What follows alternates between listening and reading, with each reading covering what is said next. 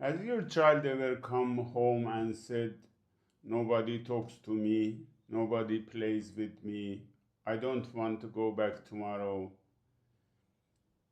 If you are a migrant parent, you may know exactly what that feels like to hear. The helplessness, the guilt, the question underneath every question: am I doing the right thing for my child or not? I want to say something clearly.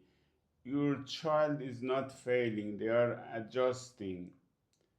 And you, by caring this much, are already providing the most important thing they need.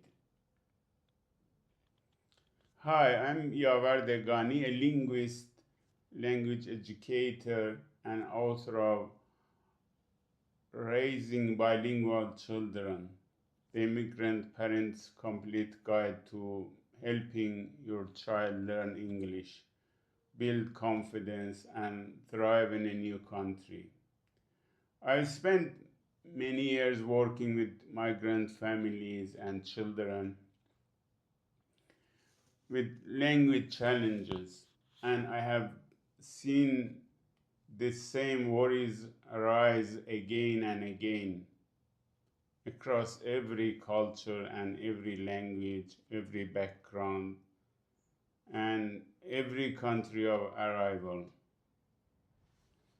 This book is written to answer those worries.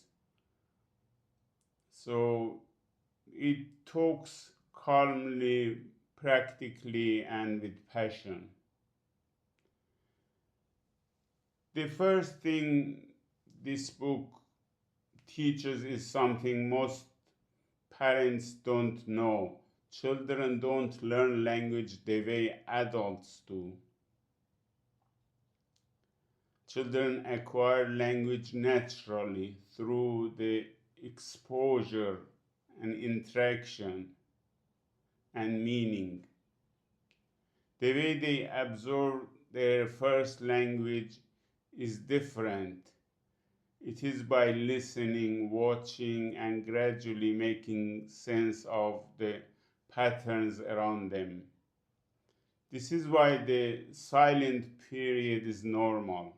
Some children go weeks or even months saying very little in their new language. Parents often panic, but silence is not failure. During that quiet time, the child's brain is working intensely, building understanding from the inside. Speech comes when they feel ready. The key message is this: children learn fastest when they feel safe. Confidence comes before fluency, always. Language learning is not just a mental process, it is deeply emotional. And for a migrant child, it is happening alongside enormous life change. A new country, new school, new faces, and often a quiet sense of loss for everything familiar. Fear of making mistakes, of sounding different, of being laughed at. This fear often leads to silence, and pressure makes it worse. When children feel constantly being corrected, they decide silence is safer than speaking imperfectly. The book also raises something parents don't always expect.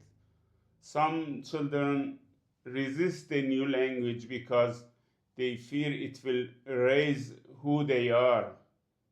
Others reject their home language to fit in more quickly. Both reactions are normal. Parents can help by valuing both languages and reassuring children that learning a new language doesn't mean losing themselves. The chapter 4 of the book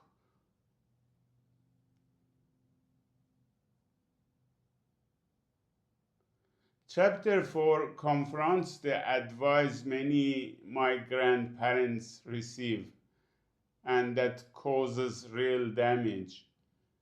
Usually, the advice is this: stop speaking your home language, focus on English. The advice is wrong. The research is clear. Maintaining the home language doesn't delay learning the host language. In fact, a strong first language supports faster acquisition of the second. Children would have a good foundation of home language and often learn faster, feel more confident, and maintain stronger family relationship. Bilingualism is not a burden, it is a cognitive and emotional advantage. The goal is not replacement of the language, it is balance. Chapter 5 of the book gives parents two simple strategies.